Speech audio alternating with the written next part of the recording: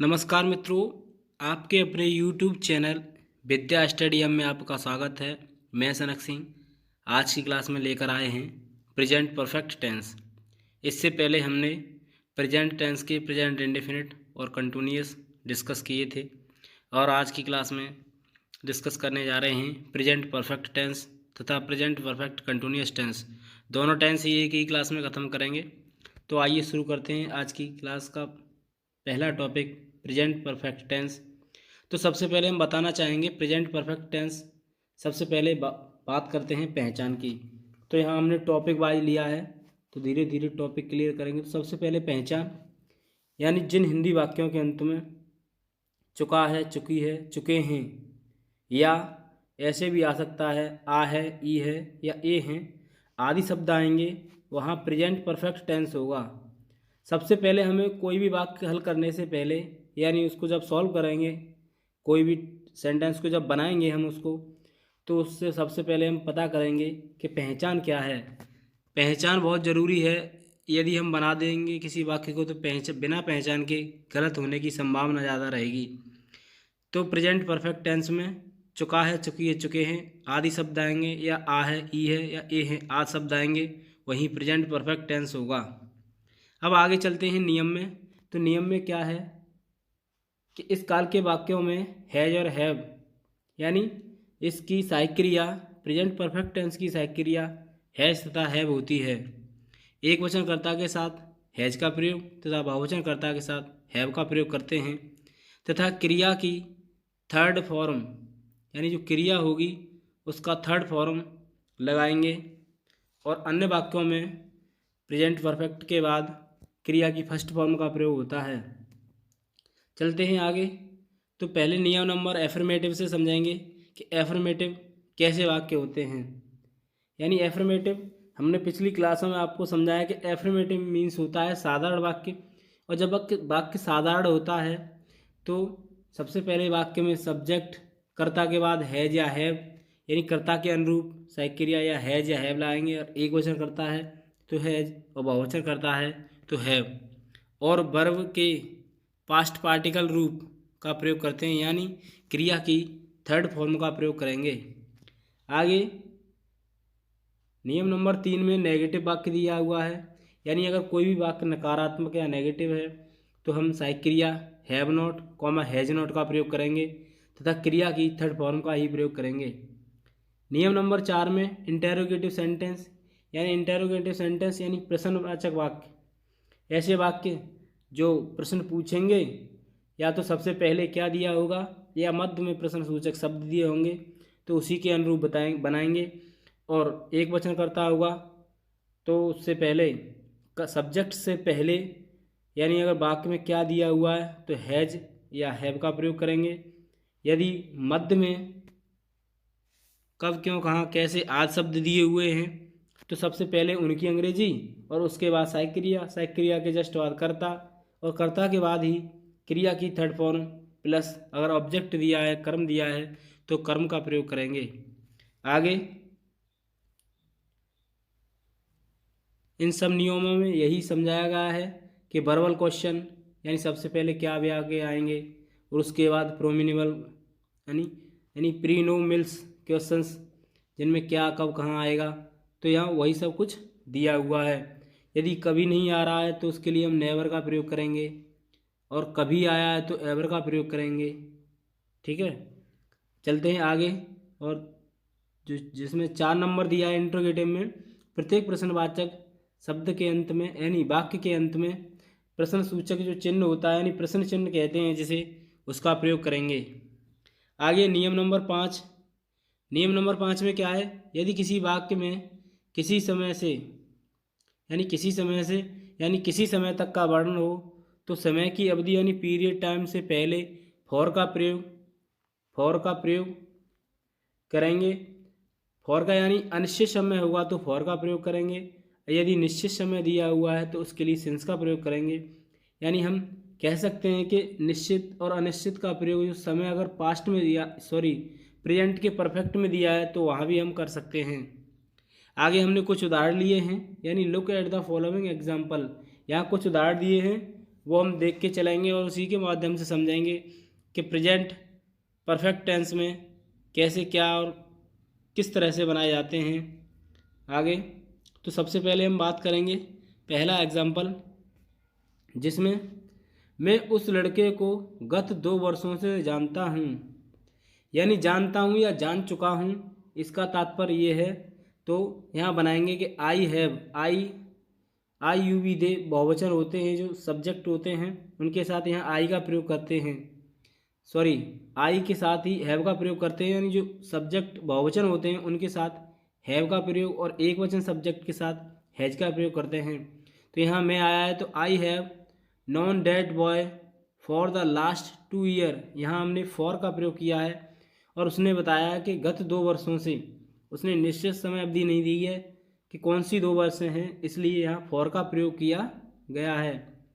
Example number 2, मेरा भाई तुम्हारे मित्र से जून से नहीं मिला, यानी यहाँ निश्चित समय दिया है कि वो जून से नहीं मिला है, तब यहाँ सिंस का प्रयोग किया जाएगा।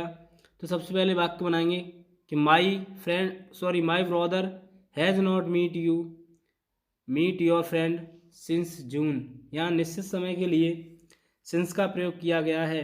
अब बात करते हैं अगले एग्जाम्पल की, आप उसे कब से जानते हैं, यहाँ प्रश्न पूछा गया है, वाक्य के मध्य में कब दिया गया है।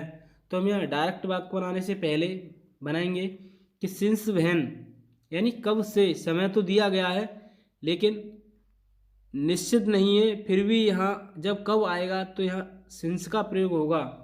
Since when have you known him, तुम उसे कब से जानते हो।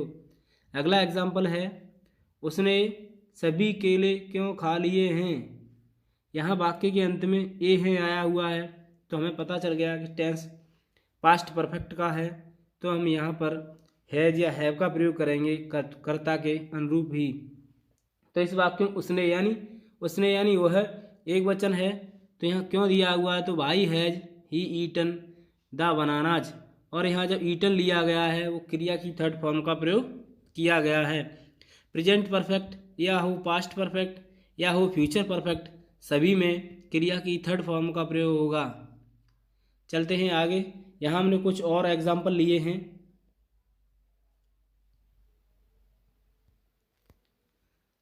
जैसे अगला एग्जाम्पल है, क्या पुलिस ने चोरों का पीछा किया है, या है आया हुआ है, यानी प्रेजेंट परफेक्ट टेंस है। तो पहले प्रश्न पूछा गया, यानी क्या पहले आया है, पुलिस ने, पुलिस हमेशा बहुवचन में प्रयोग होगा। तो यहाँ have the police caught the thief, यानी कैच्ड यानी पकड़ना, कैच्ड होगा। तो यहाँ पर have the police caught the thief, अंत में प्रश्न चिन्ह। अगला एग्जाम्पल है, क्या पुलिस ने कोई चोर नहीं पकड़ा, तो यहाँ वाक्य बनाएंगे पुलिस ने चोर नहीं पकड़ा। तो has the police catch no thief, यानी पुलिस कोई चोर नहीं पकड़ चुकी है। अगला वाक्य, पुलिस ने 2 चोर गिरफ्तार कर लिए हैं, तो the police has arrested 2 thieves. अगला, 2 पुलिस वाले उन चोरों को थाने में ला चुके हैं, यानी 2 पुलिस आया है तो ये बहुवचन हो जाएगा, तो 2 policemen have brought those thieves to the police station. अगला एग्जाम्पल है, सभी चोर नहीं पकड़े गए, यानी सभी चोर बहुवचन है और पकड़े गए हैं, वाक्य में अंत में दिया है, तो यानी प्रेजेंट परफेक्ट टेंस है। तो हम बनाएंगे all the thieves have not been caught, यानी पकड़े जा चुके हैं, कुछ चोर भाग गए हैं, सम थीव्स हैव रन अवे। या हमने आपके लिए कुछ और एग्जाम्पल लिए हैं जो आपको खुद करने हैं, और हम बात करते हैं अगले टेंस की। तो यहाँ हमारा अगला टेंस है प्रेजेंट परफेक्ट कंटिन्यूअस टेंस। हमने एक ही क्लास में यानी 2 प्रेजेंट परफेक्ट क्लियर कर लिया, अब present perfect continuous tense clear करने जा रहे हैं। तो हम बात करते हैं इसकी भी सबसे पहले पहचान। किसी भी वाक्य को सबसे पहले क्या करेंगे, हम पहचानेंगे कि कौन सा टेंस है, उसी के हिसाब से हम उसको आगे बनाएंगे। तो सबसे पहले हम बता दें कि जिन हिंदी वाक्यों के अंत में यानी रहा है, रही है, रहे हैं या रहा हूँ आज शब्द आते हैं तथा इन वाक्यों में समय भी दिया होता है, यानी यहाँ पर समय का भी बोध होगा तभी प्रेजेंट परफेक्ट टेंस होगा। यदि यहीं बिना समय के अगर कोई वाक्य आता है जैसे रहा है, रही है, रहे हैं, रहा हूँ, तो वहाँ प्रेजेंट कंटिन्यूअस टेंस होगा। और जब वाक्य में समय दिया होगा तो वहाँ प्रेजेंट परफेक्ट कंटिन्यूअस टेंस होगा। अब बात करते हैं नियम की कि नियम क्या क्या है इनके बनाने के। तो हम आपको बता दें कि इसकी सहायक क्रिया यानी इस टेंस की सहायक क्रिया हैज बीन और हैव बीन होती है, और एक वचनकर्ता के साथ हैज बीन तथा बहुवचनकर्ता के साथ हैव बीन का प्रयोग करते हैं, तथा क्रिया की यानी वर्ब की जो फॉर्म होती है वो फर्स्ट फॉर्म में आईएनजी का प्रयोग करते हैं, यानी आईएनजी जोड़ देते हैं। तथा इन वाक्यों में समय भी दिया होता है, तो निश्चित समय के लिए हम सिंस यानी निश्चित समय, अगर कोई निश्चित समय दिया हुआ है जैसे संडे, मंडे, ट्यूसडे या कोई भी सन आ जाती है सोमवार, मंगलवार, ठीक है, तो वहाँ हम सिंस का प्रयोग करेंगे। यदि वहाँ अनिश्चित समय है, समय अवधि हमें पता नहीं है, जैसे 2 घंटे 4 घंटे, ये नहीं पता हमें कौन से 4 घंटे या 10 वर्ष, तो वहाँ ऐसे समय में हम फॉर का प्रयोग करेंगे। अब बात करते हैं नियमों में एफर्मेटिव नियम नंबर 4 कि अगर वाक्य एफर्मेटिव यानी साधारण वाक्य है तो वाक्य बनाएंगे कैसे। देखो, वाक्य बनाने के सारे नियम वही रहेंगे, क्योंकि यहाँ क्या है प्रेजेंट परफेक्ट कंटिन्यूअस टेंस में, जैसे पिछले उसमें हमने बताया टेंस में कि अगर प्रेजेंट परफेक्ट है तो हैज लगेगा, लेकिन यहाँ क्या है अब हैज बीन और हैव बीन का प्रयोग होगा सहायक क्रिया में। तो बात करते हैं यहाँ हैज बीन तथा हैव बीन और वर्ब की यानी वर्ब की फर्स्ट फॉर्म में आईएनजी का प्रयोग होगा। आगे यदि वाक्य नेगेटिव है तो सब्जेक्ट के बाद हैज या हैव यानी कर्ता के अनुरूप, और उसी के जस्ट बाद ही अगर नेगेटिव है तो नॉट बीन का प्रयोग। यदि कोई वाक्य बहुवचन है तो हैव नॉट बीन, यदि एक वचन है तो हैज़ नॉट बीन का प्रयोग होगा, तथा वर्ब की फर्स्ट फॉर्म में ही आईएनजी लगाएंगे। अब बात करते हैं इंटेरोगेटिव सेंटेंस। नियम सारे वही हैं, लेकिन यहाँ क्या है कि जो हैज बीन है, जो यहाँ हम साधारण वाक्य में हैज बीन ला रहे हैं, उसको हैज को वहीं बीन को वहीं छोड़कर हैज को हम आगे ले जाएंगे। तो बात करते हैं पहले, जब पहला इंटरोगेटिव आएगा यानी सिंगल भी इंटरोगेटिव बोल सकते हैं उसको, या ऐसे बोल सकते हैं कि जिसमें सबसे पहले क्या आ जाता है। तो अगर किसी वाक्य में सबसे पहले क्या आ जाता है तो वहाँ हम हैज या हैव यानी कर्ता के अनुरूप लगाएंगे, उसके बाद ही हम सब्जेक्ट का प्रयोग करेंगे, और सब्जेक्ट के बाद अगर नहीं दिया हुआ है वाक्य में तो नॉट का प्रयोग करेंगे। फिर वही प्रोसेस होगा, फिर क्रिया की फर्स्ट फॉर्म में आईएनजी प्लस कर्म प्लस उसके बाद अगर निश्चित समय दिया है सिंस, अगर अनिश्चित समय दिया हुआ है तो फॉर का प्रयोग करेंगे। सारे नियम्स वही हैं। अगले में यानी प्रीनोमिनल्स क्वेश्चंस, यानी अगर डबल इंट्रोगेटिव बोल सकते हैं हम उसको, अगर जैसे कब, क्यों, कहाँ, कैसे मध्य में आए हुए हैं तो सबसे पहले हम उन्हीं की अंग्रेजी लगाएंगे, उसके बाद हम सहायक क्रिया यानी हैज या हैव बीन हैज या हैव लगाएंगे, और कर्ता के जस्ट बाद ही हम बीन का प्रयोग करेंगे। सारे नियम यहाँ वही दिए हुए हैं जो हमने अभी आपको समझाए हैं। तो हम बात करते हैं आगे, हमने कुछ उदाहरण लिए हैं आपके लिए जिन्हें हम धीरे धीरे से डिस्कस करेंगे। तो यहाँ आपके लिए कुछ एग्जाम्पल लिए हुए हैं जिसमें हम डिस्कस करेंगे कि सबसे पहला हमारा एग्जाम्पल है कि उसे कब से बुखार आ रहा है, यानी बुखार चढ़ा हुआ है, दिया हुआ है, इससे घबराना नहीं है हमें, हम उसका सेंस समझेंगे कि उसे कब से बुखार आ रहा है। तो जब हमने आपको बताया है जब कब से आ जाएगा तो पहले सिंस वैन का प्रयोग करेंगे। तो since when has he been suffering from fever. अगला एग्जाम्पल है हमारा, वह 4 दिन से बुखार से पीड़ित है, यानी यही इसका भी सेंस वही है कि उसको 4 दिन से बुखार आ रहा है, तो यानी he has been suffering from fever for 4 days. अगला एग्जाम्पल है हमारा, क्या वह सोमवार से बुखार से पीड़ित नहीं है। तो यहाँ समय दिया हुआ है और नहीं भी आया है और क्या भी दिया हुआ है। तो सबसे पहले वह दिया हुआ है तो एक वचन है, तो सहायक क्रिया has been not been has he not been suffering from fever since Monday. अगला एग्जाम्पल, वह रोगी एक हफ्ते से यह दवाई ले रहा है, यानी एक हफ्ते से दवाई ले रहा है। तो यहाँ इसमें अनिश्चित समय दिया हुआ है, तो वाक्य बनाएंगे कि that patient has been talking taking this medicine for a week. आगे हमने और कुछ एग्जाम्पल लिए हैं जिसे डिस्कस करेंगे। तो अगला एग्जाम्पल है, वह 2 घंटे से पुस्तक पढ़ रही है, यानी वह स्त्रीलिंग है, तो she has been reading a book for 2 hours.